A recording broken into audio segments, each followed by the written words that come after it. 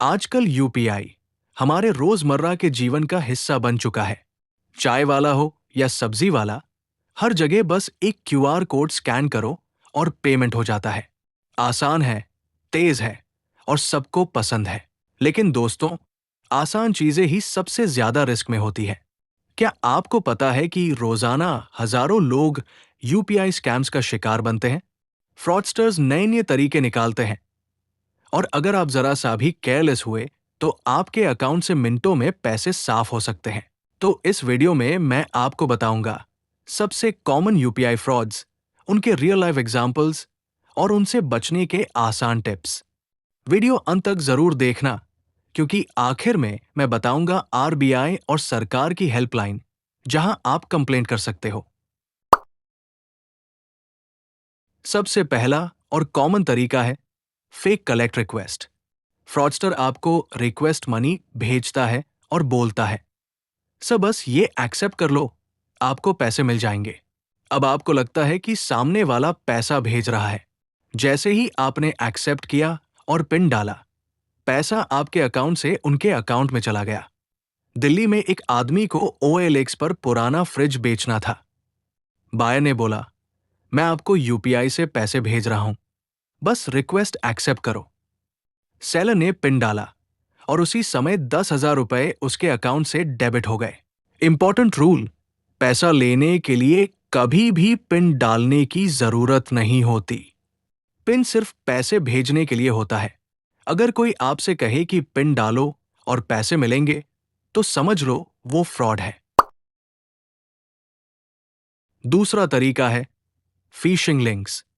ये बहुत डेंजरस है, क्योंकि फ्रॉडस्टर्स आपके पूरे बैंक अकाउंट तक पहुंच सकते हैं।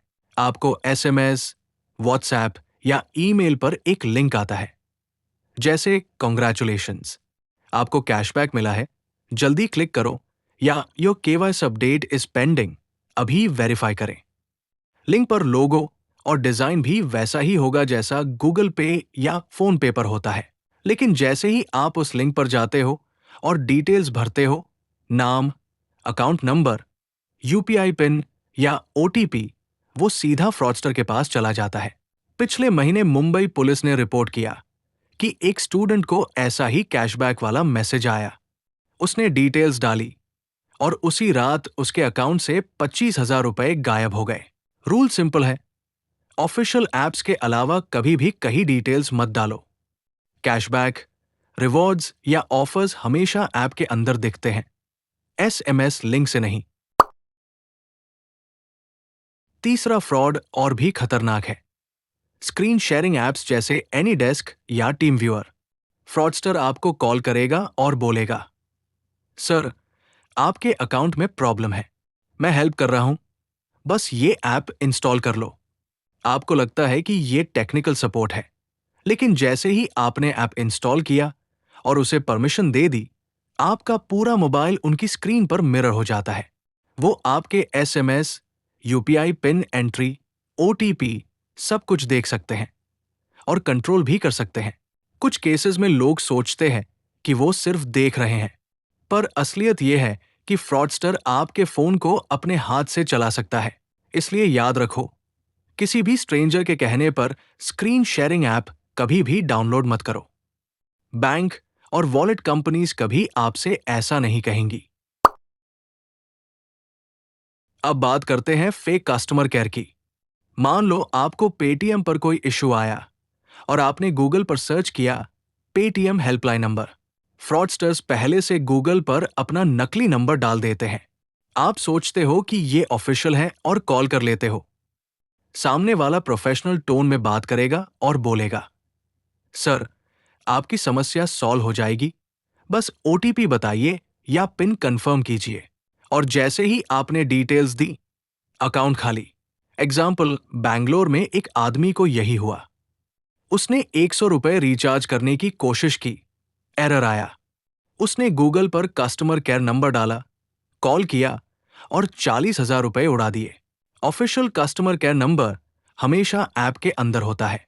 अगर आपको बाहर सर्च करना पड़े, तो मान लो वो सस्पिशियस है। पांचवा और स्मार्ट तरीका, क्यूआर कोड स्कैम। फ्रॉडस्टर बोलेगा, सर मैं आपको पैसे भेज रहा हूं, बस ये क्यूआर कोड स्कैन कर लो। लेकिन ध्यान दो, क्यूआर कोड हमेशा पेमेंट भेजने के लिए होता है, लेने के लिए नहीं। जब भी आप क्यूआर कोड स्कैन करते हो, आप एक्चुअली सामने वाले को पैसे भेज रहे होते हो। बहुत से लोग ये छोटी सी बात समझ नहीं पाते और स्कैन करके ठग जाते हैं। इसलिए रूल क्लियर है, अगर कोई बोले क्यूआर कोड स्कैन करके पैसे मिलेंगे, तो समझ लो स्कैम है।